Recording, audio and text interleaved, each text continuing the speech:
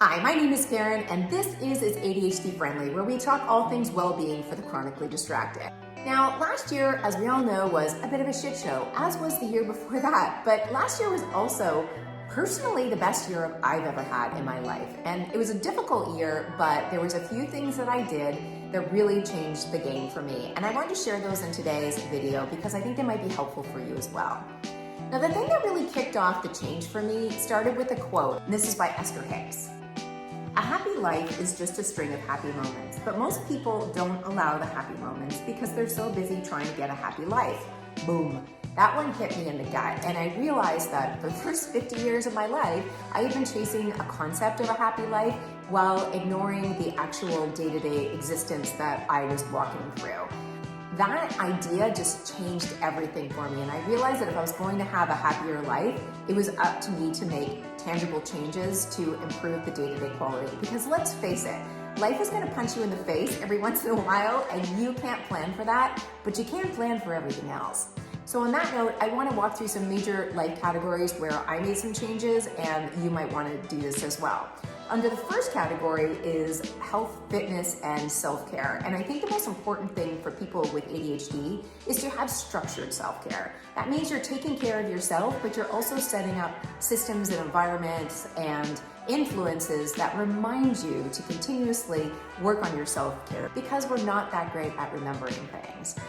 So I use things like a Fitbit, and that's actually my first recommendation. This is the Fitbit Luxe, and it tells me how many steps I get in a day, what my sleep quality was like the night before, what my hours of sleep were, my rest and recovery, my heart rate, a whole bunch of different data sets that really help me plan my day, but also help me understand what's impacting my sleep, or whether or not I'm moving enough in a day. I have hyperactivity, so I need to make sure that I'm getting at least 10,000 steps a day in addition to a daily workout. And my Fitbit really helps me understand where my energy is from day to day so I can modulate it for consistency and longevity. The other thing that's super important for all of us, no matter what our brain function's like or how old we are or what our life is like, we have to move every day. And if getting in a workout is something that just feels insurmountable for you, the best advice I can give is to reduce as much friction as possible between you and your workout. I like working out at home because it's simple for me. So if you want to build some structure around your workouts and you want to do them at home, I recommend investing in a workout app. I've used Beachbody On Demand for several years now, and I really like it. It's pretty inexpensive. I think it's like $100 a year. If you like things like yoga and bar, then I really recommend Ella Moves. They've done a great job on that platform of creating workouts for every level. So check out both of those two apps. Both are very affordable and provide a lot of options. The next thing I'd recommend is starting a meditation practice if you haven't done this already. That was one of the biggest game changers for me last year. I've been meditating for years now, but inconsistently. So last year I set up a morning practice, which included 10 minutes of meditation, and I stuck with it. My anxiety got under control. I was able to face whatever came up with a lot more calmness and presence. Definitely recommend meditation for that. If the idea of sitting still and doing nothing just terrifies you, look into tapping, otherwise known as the emotional freedom technique. I won't get into it in this video, I'll save it for another one, but if you do a quick Google on emotional freedom technique, you'll learn the basics of it, and it's really effective. Speaking of apps, I highly recommend this be the year that you get control of your finances if you haven't done so already. The first place to start is really understanding what your financial health is like. And to do that, I recommend getting a financial app like Mint.com, for example, where you plug in all of your different accounts and it gives you a consolidated picture of what your financial situation is like. This is the first step in really building a financial future that will support you and your ADHD, because let's face it, the more savings you have, the more opportunity you have to say no to things that don't suit you or that light you up. If you need more structured support around savings goals, check out the app You Need a Budget. It's great, it gets great reviews, and people swear by it. The next recommendation I have is simple but not easy. Consider getting off social media. I'm talking specifically around Instagram, TikTok, and Facebook. Not only are some of these platforms becoming more and more toxic, they're also vying for more and more of our attention, which, as you know, is very precious for us. You don't want to entirely get off social media, and I understand that. I don't either. But what you can do is really look at the people that you're following and mute or unfollow Anyone who gives you a bad feeling or inspires you to buy things you don't need, eat things you don't want to eat, or say things you don't want to say.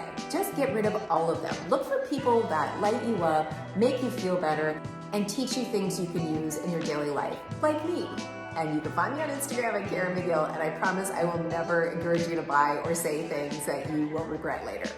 Whether you decide to get rid of social media or not, I do recommend listening to podcasts if you haven't already gotten on that bandwagon. There's so much you can learn across every conceivable genre, and you can listen to podcasts while you're doing things like cleaning or commuting or even working out. I love podcasts, and they have literally taught me so much about building a business, my ADHD brain, and a host of other things.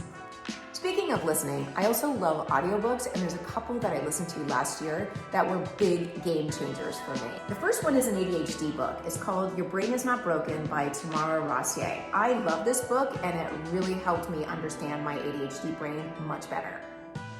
The next one was Create Boundaries, Find Peace by Nedra Tawwab. I just found this to be really insightful around building boundaries. It's not ADHD specific, but I do think most ADHD people need to work on their boundary settings, so this is a great resource for that. The next book is The Genius Zone by Hendricks. While not an ADHD book, it does speak to one of the very important things I think all ADHD folks need to do, which is focusing on the areas of their strengths. So this is a great book to help you conceptualize that.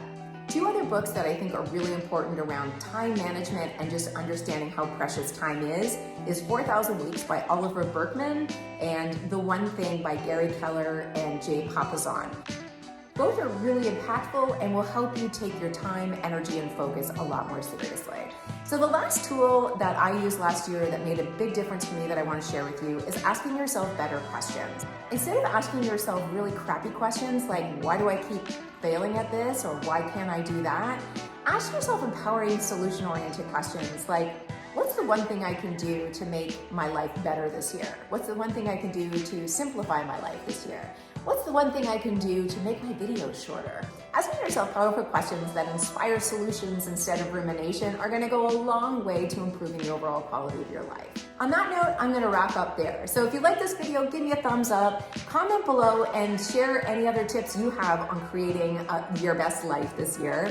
And please don't forget to subscribe. Thanks so much for listening, and I'll see you in the next video.